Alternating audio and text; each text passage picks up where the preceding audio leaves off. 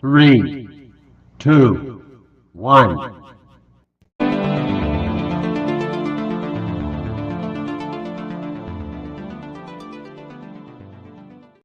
Hello and welcome to the Fantasy Football Happy Hour podcast. We are back for season two. We are going to be with you on Sunday mornings this season. This is the last Sunday until February without some kind of NFL action. So I know we are all excited. The NFL is back. Ricky was so excited that he needed just an extra week to recover, but hopefully should be joining me next week. But this week for the kickoff episode, I wanted to wrap up what I've been doing. If you've been following along on the Music City Drive-In or the short videos on our YouTube site, I have been going through and previewing the 2023 season, going team by team or division by division. And today it's time for the grand finale, which is I'm going to look at the over-unders and give my prediction. I have a NFL predictor site that I love that I run through the schedule to give my predictions for over-unders and give my take on some of the big awards, which published yesterday on the site, and my playoff picks, which will publish this afternoon, kind of the end of the series, getting us ready for a new season. Then I will end with the pop culture corner. As we go throughout the season, you can expect us to be talking about the latest news and notes, games of the week. Love those games of the week on Sundays. We'll probably do a Thursday night recap, sit starts, and some of our best bets for the week. Have a variety of guests from the Music City Drive-In Network. Something to look forward to. Very excited about this 2023 NFL season. So let's dive in. It was a crazy offseason. It's been a crazy week, especially if you roster got left will be out for a week. So those of you who picked up Evan Hull in rookie drafts at the end of rookie drafts really kind of made out their figures to have a big impact on week one. But what will it mean for the Colts? Well, let's dive into the over-unders. I'm going to start with the AFC. In the AFC East, we'll go east to west. First up, these over-unders are courtesy of ESPN. The Buffalo Bills over-under this season is 10.5. I'm going to take the over. I have them finishing with 12 wins. Miami Dolphins were a playoff team last year. Their over-under has been set at 9.5. I'm going to take the over there as well. I have them finishing with 11 wins. I think both those teams make it into the playoffs again. Next, the most interesting, the Jets, who acquired Aaron Rodgers. Their over-under is also 9.5. And even though I don't love the Jets as much as other people, and I have to be honest, the Hard Knocks experience hasn't increased that love, I'm going to take the slight over. I think they get to 10 wins. I'm not sold they make the playoffs, but I think they can get to 10 wins. Finally, we have the New England Patriots, and this one was a hard one for me. Their over-under is 7.5. I think their offense will be better, but I don't have a great feel for this team. The AFC is brutal. The AFC East is brutal. I am taking the slight under. I have them at 6 wins. Moving on to the AFC North, I think this is going to be a heck of a division. This is the one division where I'm actually projecting all four teams to finish above 500. So you can guess what that means for the over-unders. Bengals come in at 11.5 on an over-under. I'm on the Bengals this year. I am taking the over. Next up, the Baltimore Ravens. Their over-under is 9.5. They got Lamar Jackson back. They got some passing weapons. I'm taking the slight over. I think they get to 10 wins. Also sitting at 9.5 for an over-under, oh, actually at 8.5 for an over-under is the Cleveland Browns. Big season with Deshaun Watson. Can they do better than they did last year? I'm taking the slight over. I think that they can get to 10 wins as well. And then finally, the Pittsburgh Steelers, their over-under is 8.5. Mike Tomlin has never had a losing season. Will this be his first? Well, I'm not projecting that. I'm taking the slight over. I think they get to 9 wins. And with so many teams that I'm taking the over on this first half, you have to imagine there are going to be some unders coming, and that is certainly true. We head to the AFC South. The Jacksonville Jaguars sitting top of the division. Their over-under is 9.5. I'm taking the slight over. I think they get to 10 wins. I think they are the playoff team out of that division. Not to give too much away. I'm probably not alone there. Tennessee Titans, their over-under is 7.5. I wrestled back and forth. I'm taking the slight over. I have them at 8 wins. Indianapolis Colts kind of coming up next. They're over under 6.5. I'm taking the slight under. I think they get to 6 wins. I think they're going to be a fun team to watch, but I don't think they're going to have wild success on the field. Houston Texans, their over under is 5.5. I am going to go ahead and take the slight under. I think they're a 4 or 5 win team. Again, a team that's growing, rebuilding. Those are two teams that are kind of turning over the roster, a lot of youth.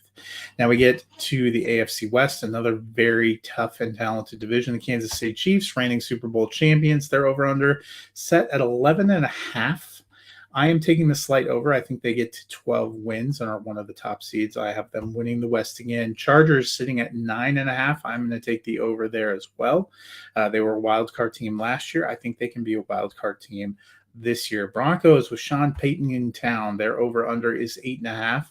I don't think anyone who has followed me for any length of time will be surprised about this, but I am going to take the over. I think the Broncos can get to double digits. I think with better coaching and everything that they could be a playoff team. Las Vegas Raiders, their over under sitting at 7.5.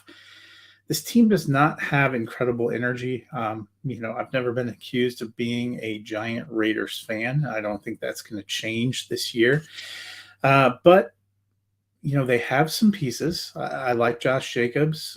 See how that works out. Devontae Adams is a great receiver. Doesn't seem totally happy there. There are questions of the quarterback situation. I don't know if Jimmy G was a total upgrade from where they were at Derek Carr. And then you have Brian Hoyer and Aiden O'Connell behind him. Did they do enough on defense? I am taking the under on their over-under of 7.5. I don't think the Raiders are going to have a great season. Well, that does it for the AFC half of over-unders, but you know what? There are two conferences, so let's move over and take a look at the NFC over-unders.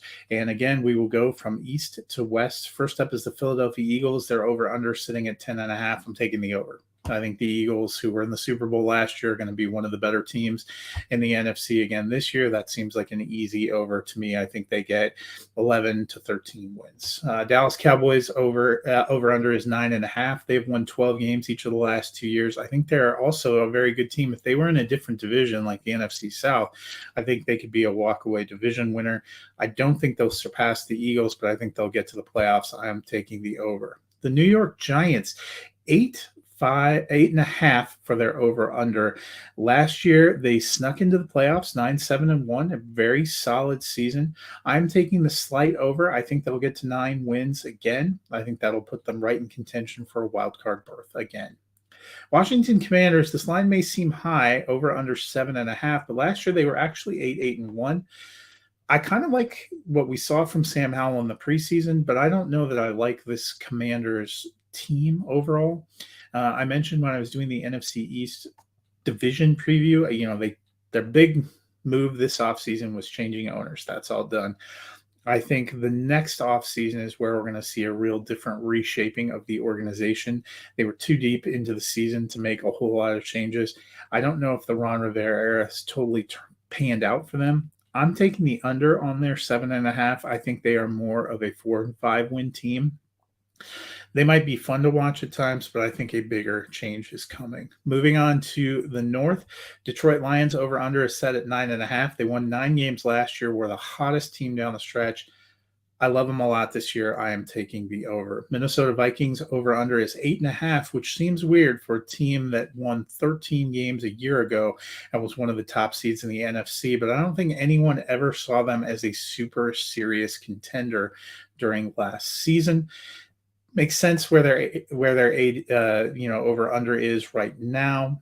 I'm taking the slight over. I think they will get back to the playoffs. I think they will have a winning record. I don't know if it'll be a spectacular season. Chicago Bears over under is 7.5. They were bad enough last year to earn the number 1 overall pick. I like the moves they've made. I like the way that they are building. I don't know if that build is completely done. I'm taking the under here. I think they are a 5 to 7 win team that will make an incremental step forward. Next up, the Green Bay Packers. They lost Aaron Rodgers. They lost some of that veteran leadership. Their over-under is 7.5. They only won 8 wins last year.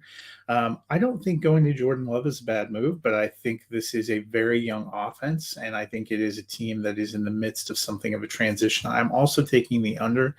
I think they could be a 5 to 7 win team as well. And make some strides. I just don't think they're quite there this year. And there are probably some other moves that they will be looking to make as they go into the next offseason. But I'm very curious to see what we get out of Jordan Love. I think it's unfortunate that he had to wait all this time and get saddled with kind of a very young core. Hopefully he is not judged too harshly on that. Next up is the NFC South. This division did not produce a winning team last year. Will they this year? Hard to say. New Orleans Saints have an over-under of 9.5, so that seems to be the team that a lot of people are betting on. I am taking the under. I am not as sold on the Saints as some. I don't think the move to Derek Carr was a bad move per se, but I don't know if I love this roster. Atlanta Falcons, their over-under is 8. Love the young offensive pieces, Bijan Robinson, Drake London, Kyle Pitts. The big questions are going to be about Desmond Ridder and have they done enough to improve this defense? But you know what?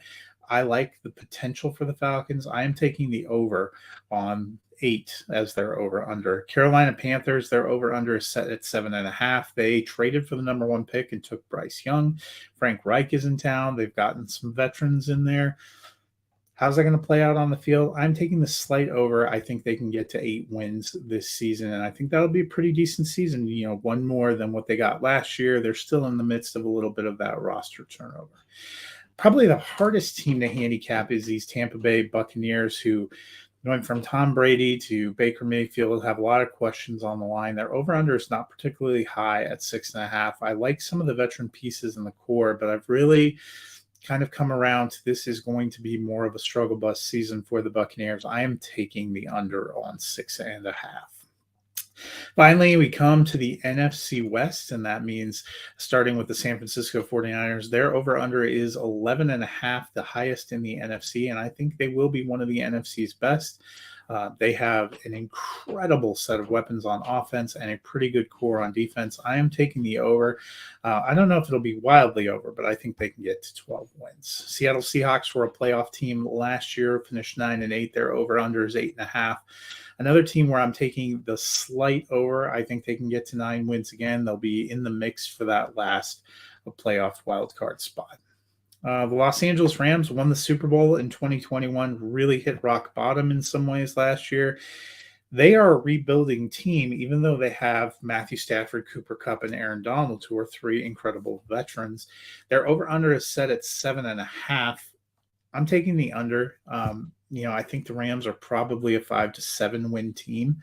I think they will have some moments, but they probably need to make a decision this offseason. Are they going to push all the way into a rebuild, or are they going to try to get the pieces to compete? Because I don't think they have enough pieces to be a real competitor right now, but they also haven't gone totally in on a rebuild. Finally, we have the Arizona Cardinals. Over under is 5.5. I've been on record. I don't think Kyler Murray is playing this season. I think the Arizona Cardinals are really trying to turn over and create a new culture. They have a new GM. They have a new coach. They've moved on from a lot of veterans. They traded a top defensive player for a 7th-round pick. They went and traded for a backup quarterback who is now going to start. Their options are Josh Dobbs or Clayton Tune to begin the season. I am taking the under. I think the Cardinals are really locked in on bottoming out, whether that means getting a great player to add to the mix with Kyler Murray as their franchise quarterback, or getting a new franchise quarterback and moving on, is something that we will have to see. But I do not think it's going to be a spectacular season for the Arizona Cardinals. That'll do it for the over-unders portion. As I mentioned, I published some of my award predictions yesterday. So I will run through a couple of those at the end here. But first, I'll give the playoff predictions that will probably give you an idea of some of where I am leaning. And so I'm going to start with seeds. So for me in the NFC, I have the Eagles as the number 1 seed, winning the NFC East, the 49ers as the number 2 seed and winning the NFC West, the Detroit Lions as the number 3 seed, winning the NFC North. And I have the Falcons sneaking in as the number 4 seed, winning the NFC South. I think that's going to be another division where, 8 or 9 wins gets you in, and the Falcons are the one that I am pushing my chips on right now. Wild cards, I have the Dallas Cowboys at 5, Minnesota Vikings at 6, and the Giants at the 7 seed. In the AFC, I have the Cincinnati Bengals as the number 1 seed, winning the AFC North. The Chiefs are the Buffalo Bills at the number 2 seed, winning the AFC East. The Chiefs at the number 3 seed, winning the AFC West. And the Jaguars at the 4 seed, winning the AFC South. For wild cards, I went with the Chargers at the 5 seed, Miami Dolphins at the 6 seed, and then I had to do it, the Denver Broncos at the 7 seed. Again, you will see my playoff prediction article will publish this afternoon, but I am predicting the 49ers to come out of the NFC, the Bengals to come out of the AFC, and I picked the Bengals as my Super Bowl champion this year. Hence the picture you're seeing if you are watching the video version, Jamar Chase going against the 49ers. So it'll probably come as no surprise. My prediction for NFL regular season MVP is Joe Burrow. I actually have him as my QB1 in redraft rankings this year. I think it's going to be a good year for the Bengals. You know, I think they were really coming on at the end of last year. I think that's going to continue. Excited to see how that plays out.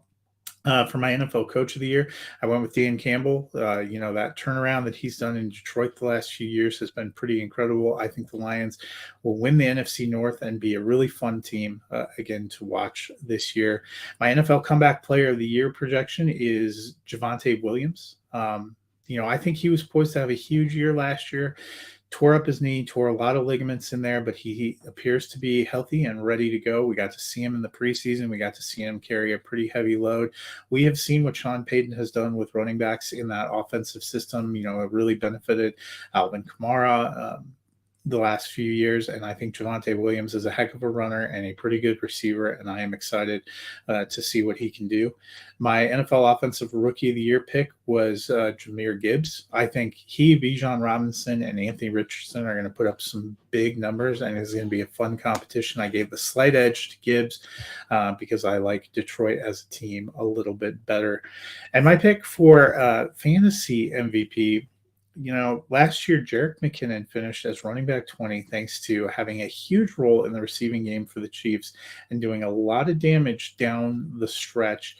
I think he's going to have a similar role this year. They don't really have that established set of alpha wide receivers. You know, they're relying on Kadarius Toney, maybe Ricky Rashee Rice, second-year man, then Sky Moore, Marquez Valdes-Scantling, Richie James. I mean, there isn't somebody that really stands out there aside from Travis Kelce, who we know they're going to funnel the ball to a tight end. But that's where Jerick McKinnon really thrived last year. I think he's going way under the radar right now. I like Isaiah Pacheco as the dominant runner there, but I think there is really a role for McKinnon as a pass catcher. I think he's a guy you can scoop up later and that could produce some big numbers. So he's the one I'm going for fantasy MVP. Usually you're looking for somebody that you can get a great value on drafts that ends up benefiting you greatly during the season. So he is the one that I am going for. So those are a look at some of my playoff predictions and award predictions. So you may want to bookmark this. We'll come back in June and see in January and see how close I come. I believe that's really why Ricky needed to take the week off, because he wasn't ready with his predictions. He'll have some great predictions for us about who will be in the playoffs right around the last week of December. But that will do it for kind of the NFL season preview. As we said, getting very excited. I'm very excited for week one. That game, the Detroit Lions at the Kansas City Chiefs. That one kicks off on Thursday night. The NFL games will be going for real. Week one, there's always a lot of excitement. So let me give you my quick sit starts from the Thursday night game. Patrick Mahomes, you're definitely starting him. Travis Kelce, you're definitely starting him. I actually would consider flexing Jerick McKinnon. Again, I think he's going to have a good season, and I'm excited to see what he does. Isaiah Pacheco is not a bad option, at RB2 or flex if you need some rushing options. I am staying away from the Chiefs receivers. Somebody is going to establish themselves, but I think it's going to take a couple of weeks of watching them play to feel real good about that. On the Lions side, as I mentioned, I'm very high on Jahmyr Gibbs this year. I probably would take a shot at flexing him in week one. We'll have to see too a little bit how that split plays out with David Montgomery, an entirely new backfield there. But they may be behind. Gibbs is better pass catcher than David Montgomery, so I think he'll have a better role.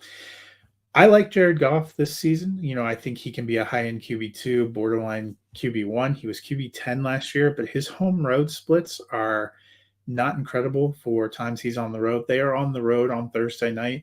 If I have a better option, especially even in Superflex leagues, I am probably not playing him in week one, waiting for him to come home. It's not an incredible matchup. It could be high volume. So that could end up saving it, but he did not have an incredible record or incredible fantasy performances on the road last year. There's always a lot of weird energy on those kickoff opening night games, especially as you're celebrating the Super Bowl champion Chiefs. I am starting Amon-Ra St. Brown. I think he is a top 10 receiver this year. I think he's the best piece of their passing game right now, especially with Jameson Williams being suspended. Marvin Jones, a sneaky pickup. I think there are going to be a lot of weeks, especially early on, where he has flex value. I don't know if I'm playing him in week one because you should have all your options. You don't have to deal with a ton of injuries and things like that in week one of the NFL season. So maybe not a great play in week one. Same with Sam Laporta. I like him this season. I don't know that I'm playing him week one. I want to see him get acclimated into the role. So for Detroit, it's probably Amon-Ra St. Brown, who's a lock, and I would consider playing Jahmyr Gibbs.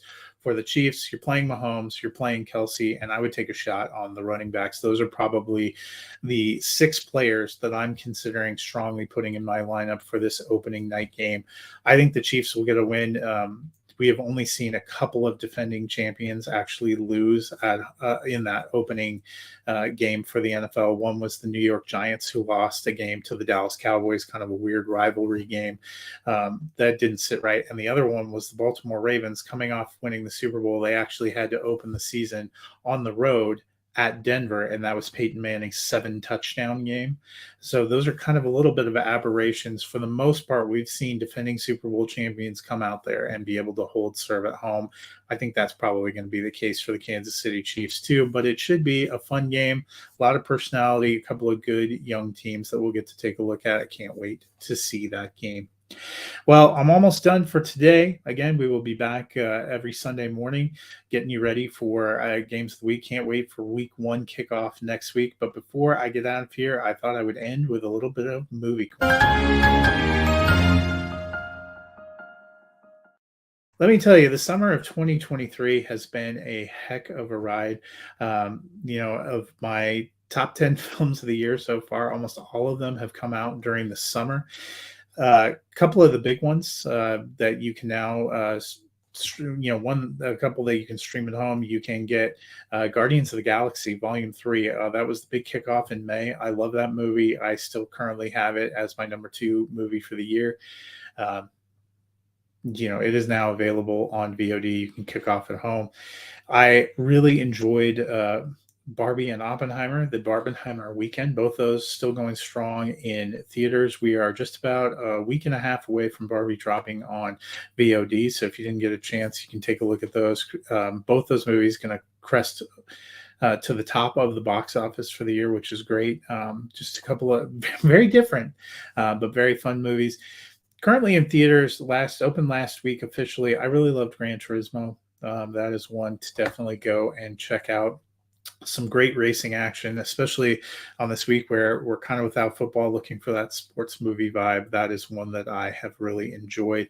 If you want to hear more of our thoughts about movies, you can join me tonight. I will be going live at 7 Eastern with Eric. We are going to actually be looking at some of our hidden gems of the summer. So that'll be a great chance for you to catch up on some movies that you might have missed.